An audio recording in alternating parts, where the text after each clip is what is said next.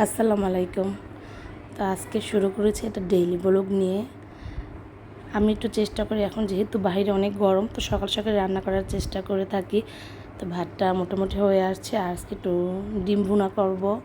তো ডিমগুলোকে সেদ্ধ করে এবার পিস করে কেটে নিয়েছি, কারণ আমার হাজব্যান্ড আবার আস্তে ডিমটা খায় না, এর জন্য আর কি ওর জন্য ছোটো করে পিস করে দিয়ে এদিকে রুটির সাথে খাওয়ার জন্য আলু ভাজি করেছি। আর আমার কাছে না মাঝে মাঝে আলু ভাজি ভাত থেকেও খেতে ভালো লাগে। তো যাই হোক, তো এদিকে রান্নাবান্না মোটামুটি চলতেছে। আর মুরগির মাংস ছিল অল্প একটু, সেইটা দিয়ে লাউ রান্না করেছি। কারণ এখন দেখা যায় খালি লাউ ভালো লাগে না, কেমন যেন ওষুধের মতো লাগে। তো এর জন্য আর কি একটু মুরগির মাংস দিয়ে রান্না করেছি। তো খেতে বেশ ভালোই লাগছে। আমার কাছে আসলে দেখা যায় চাল কুমার বা শালগম আর লাউ এগুলো খালি থেকে যদি একটু মাংস দিয়ে রান্না করে, যেরকম মুরগির মাংস হোক বা গরুর মাংস হোক, খেতে না বেশ ভালো লাগে। আর ডিম ভুনা এদিকে হচ্ছে, আর আমি ডিম ভুনার মধ্যে একটু আলু দিতে হয় কি, আমার ছেলেরা আসলে আলু পছন্দ করে। আর এদিকে আমি একটু কফি বানিয়ে নিয়েছি, কারণ প্রচণ্ড মাথা ব্যথা। আর কফি খেলে হয় কি, খেতে মানে কফিটা আসলে আমার এখন অভ্যাসে পরিণত হয়েছে, কফি বা চা সকালে। আর আমার বড় আব্বাজানকে একটু লিখতে দিয়েছি, স্কুল বন্ধ, তাই ওদের আসলে অনেক লেখাপড়ায় গাফলতি হচ্ছে গরমের কারণে। তো এরপর ওদেরকে গোসল টোসল করিয়ে নিয়ে নিজে গোসল করে তিনজনই একসাথে খেতে বসেছি। আমি দেখা যায় দুপুর টাইম অনেক ব্যস্ততা, মানে দেখা যায় তাড়াহুড়োই থাকে বেশি, ওদের বিকেলে কোচিং থাকে, তাই একসাথে আর কি খেতে বসি। দুই ছেলেকে একদিকে খাওয়াই দিই, একদিকে নিজেও খেয়ে নিই, নাহলে দেখা যায় যে আমার না খেয়েই বের হওয়া লাগে। তো ফ্রিজে একটু পাট শাক ছিল, সেটাও গরম করে নিয়েছি। তো কোচিংয়ের উদ্দেশ্যে রওনা করে দিয়েছি। আর আমার শরীরটা বেশ কিছুদিন ধরে খারাপ। আমার প্রচুর মানে অনেক লো প্রেশারের কারণে আমার অনেক ঘাড়ে ব্যথা হয়, ঘাড়ে ব্যথা হচ্ছিলো। তো আমি ডক্টর দেখিয়েছি এর জন্য। মানে এমন ঘাড়ে ব্যথা, আমি আর কি মুভমেন্ট করতে পারি না, নামাজ পড়তে আমার কষ্ট হয়, এমন একটা অবস্থা। আর এদিকে আমার ছোটো ছেলে হাঁটতেই পারে না, গরমে এমন অবস্থা। আমার ভিডিও ভালো লাগে অবশ্যই লাইক করবেন এবং শেয়ার করবেন। আর ইউটিউব থেকে দেখে থাকলে অবশ্যই একটা সাবস্ক্রাইব করে যাবেন। বাইরে অনেক গরম, অনেক গরম বলতে ভয়াবহ গরম, বৃষ্টির তো আনাগোনা নাই বললেই চলে। তো আসলে এর মধ্যে যারা আসলে বাইরে থেকে তারা টের পায় যে কতটা ভয়াবহ গরম। তো এইবার কোচিংয়ে পড়া শেষ হয়ে আমরা তিনজন একটু ব্রিজ পার্কের দিকে যাচ্ছি। ব্রিজ পার্কটাও বেশ গরম ছিল। তা আমি একটু চাইছিলাম যে ওরা একটু গ্রিন সিটি পার্কে খেলে এবার বাসায় ওদের নিয়ে যাব, কিন্তু আমার ছেলের আসলে গরমে পুরাই মানে সাফওয়াত বলতেছিল যে আম্মু ভালো লাগছে না। আর ওর বন্ধুরাও ছিল না, কারণ আমি একটু আগে গিয়েছিলাম বিধায় আমাদের ছুটিও আগে হয়ে গিয়েছে।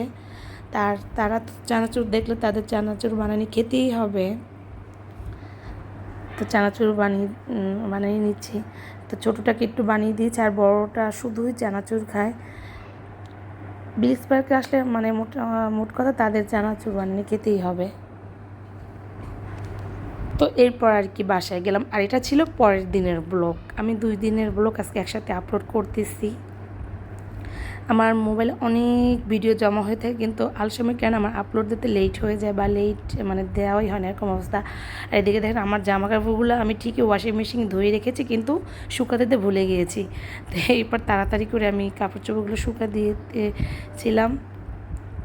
আর বাইরে রোদ দেখে আমার এত ভয় লাগতেছিল, ও বাবা কি ভয়াবহ রোদ। আর এদিকে আমার গাছের অবস্থাও বেশ খারাপ, গাছগুলো এমন একদম শুকিয়ে যাচ্ছে। এটা আমি রুমের মধ্যে রেখেছিলাম, কিন্তু দেখতেছি যে শুকিয়ে যাচ্ছে, তাই গাছটা বারান্দায় নিয়ে আসলাম।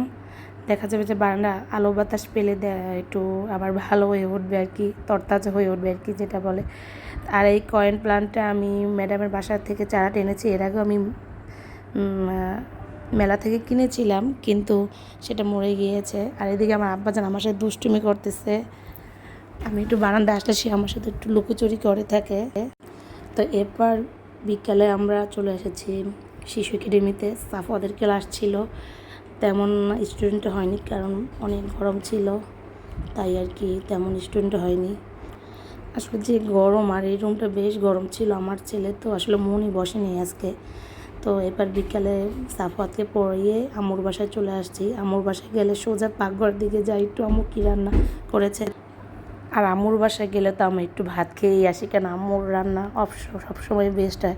তো এখানে আম্মু পুদিনা পাতা গাছ নামিয়ে রেখেছে পাতাগুলো। তা আম্মু আবার বুটের ডাল দিয়ে গরু মাংস রান্না করেছে, বেশ মজা হয়েছিল। আর ছিল সাথে করলা ভাজি। করলা ভাজি তো আমার সবসময় পছন্দের একটা খাবার। আর ছোটো বোনও আসছে, ও শ্বশুরবাড়ি থেকে কয়েকদিন থাকবে। তো ওদিকে আবার ও একটু নুডলস রান্না করতেছিল ছেলেদের জন্য, আমার দুই ছেলের জন্য। সেটাও আমি সেটা দিয়ে আমি ভাগ বসিয়ে নিয়েছি। তো এখন যেহেতু ভাত খেয়ে যাব, প্রায় সন্ধ্যা হয়ে গিয়েছে, তার জন্য বাসায় গিয়ে আর ভাতও খাবো না। এদিকে আমি নুডলস একটু খেয়ে নিয়েছি, কারণ নুডলসটা বেশ মজা হয়েছিল। ওটু নুডলস, চিংড়ি মাছ আর ডিম তো দিয়েছি। আসলে দেখা তো দুই বোন যখন একত্রিত, তখন বড় বোনকে অনেক মিস করি। তো যাই হোক, আজ এ পর্যন্তই, দেখাবো অন্য কোনো ব্লগ নিয়ে। আল্লাহ হাফেজ, সবাই ভালো থাকবেন, সুস্থ থাকবেন। আল্লাহ হাফেজ।